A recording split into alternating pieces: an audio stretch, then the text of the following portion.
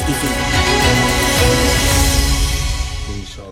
Lalu sejauh mana penyelesaian perkara pencemaran nama baik terkait ijazah Jokowi, khusus untuk tersangka Egy Sujana dan Damai Hari Lubis, bisa melalui restoratif justice atau jalur damai?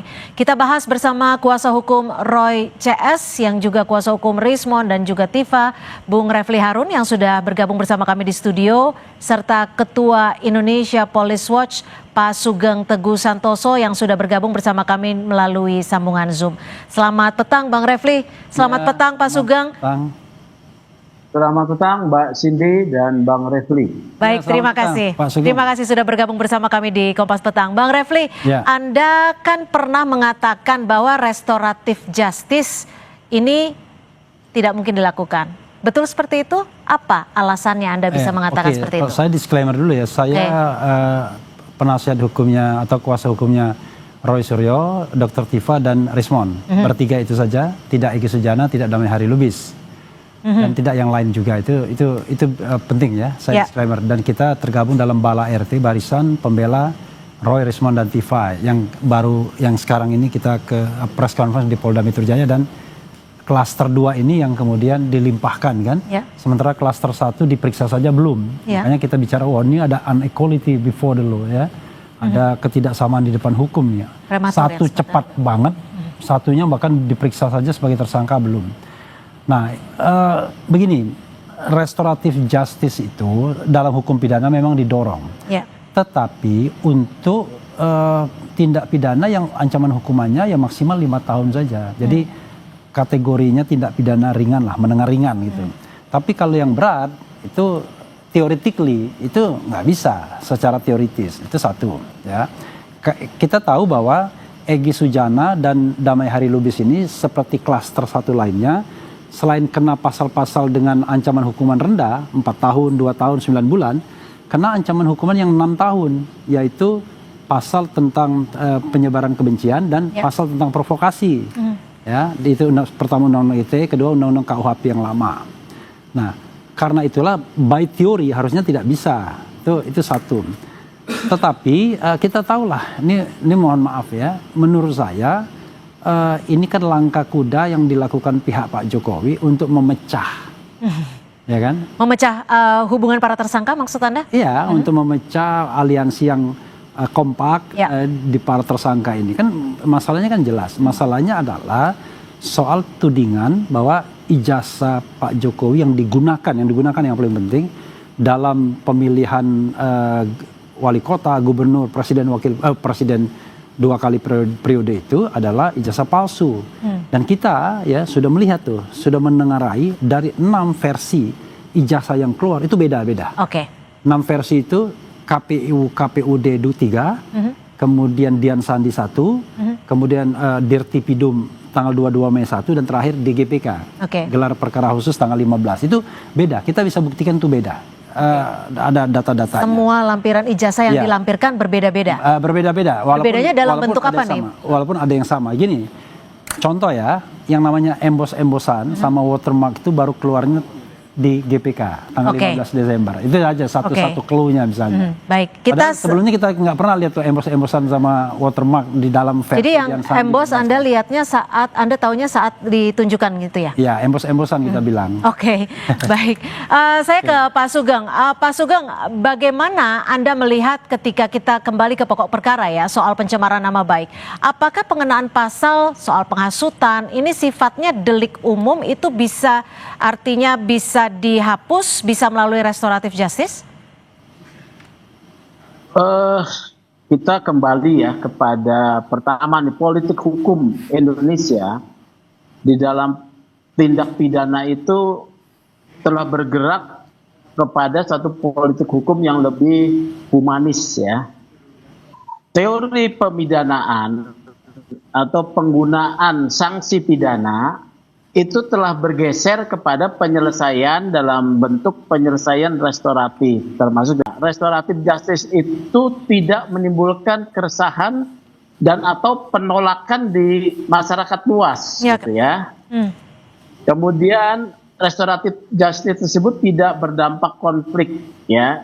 Oke, tapi Kemudian- Pak Sugeng, maaf saya potong. Kalau restoratif justice itu apakah bisa dikeluarkan ketika kedua tersangka ini tidak mengajukan permohonan maaf? Tidak bisa. Justru yang mengajukan permintaan itu harus tersangka. Oke. Ya.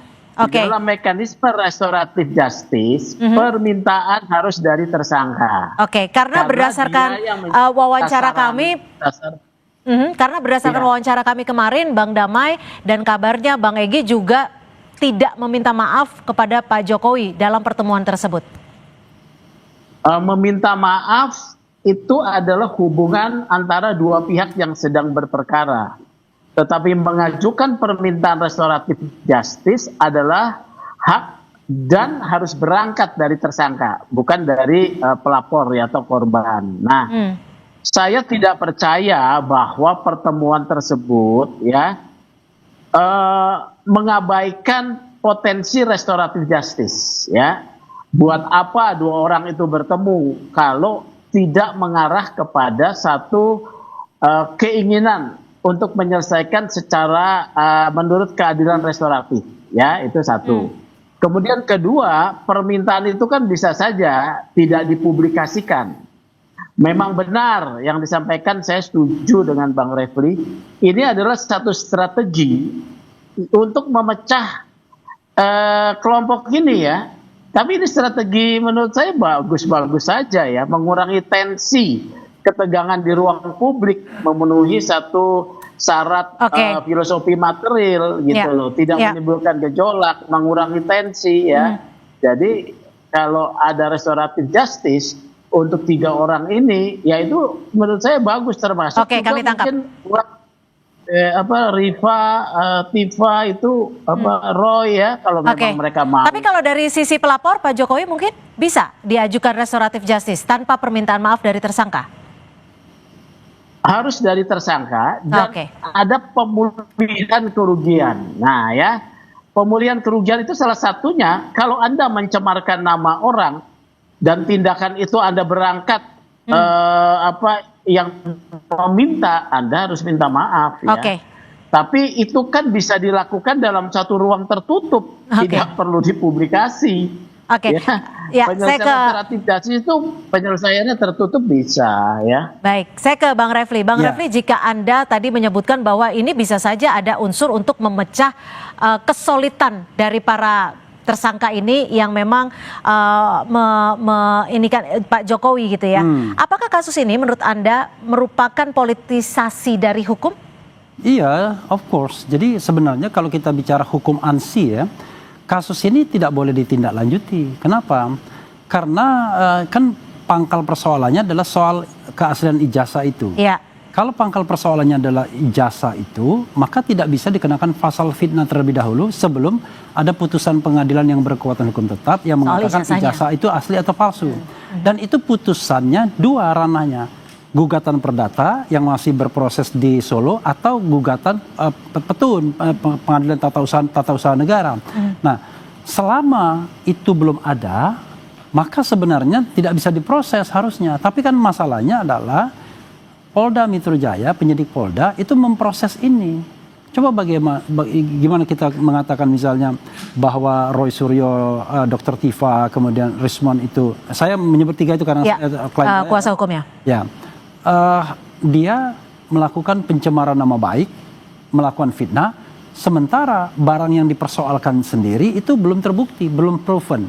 Jadi gini, kalau tidak ada dispute di pengadilan atau di ranah hukum, maka UGM berhak mengatakan asli atau tidak sebagai providernya yang mengeluarkan ijazah.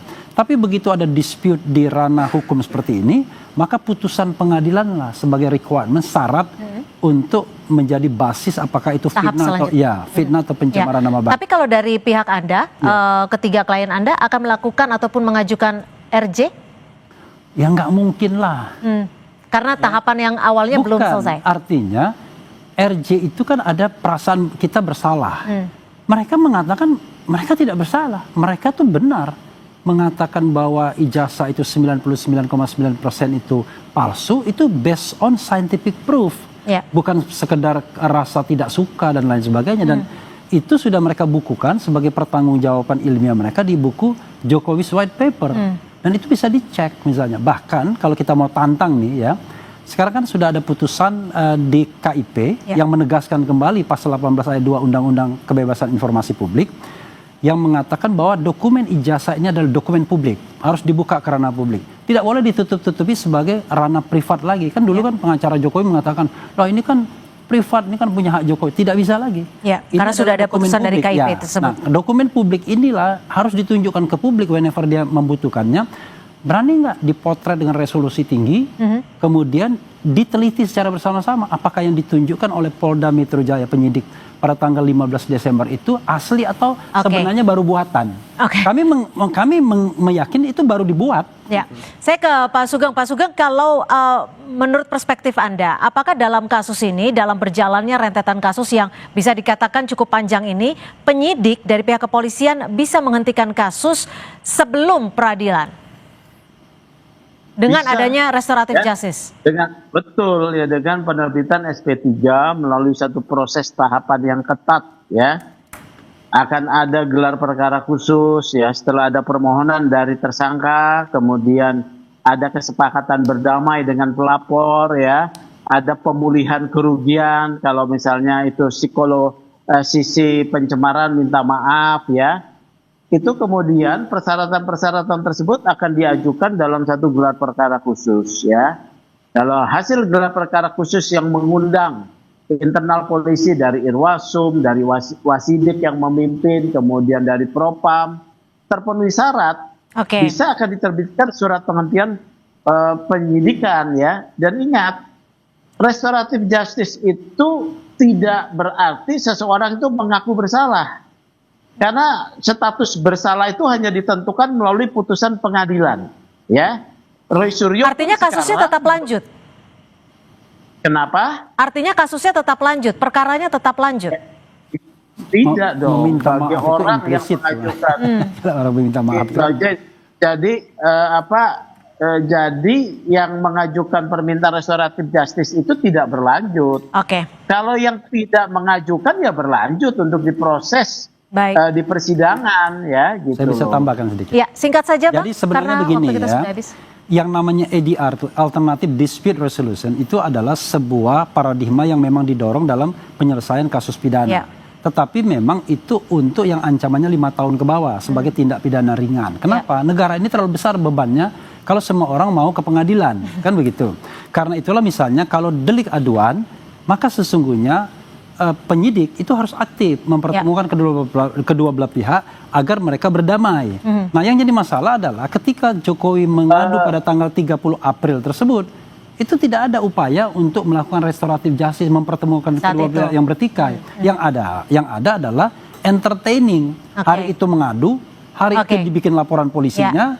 Dan mohon maaf dan lain sebagainya. Waktu juga sudah habis Pak Sugeng, terima kasih, tapi kami sudah tangkap apa yang jadi pembahasan kita pada sore hari ini.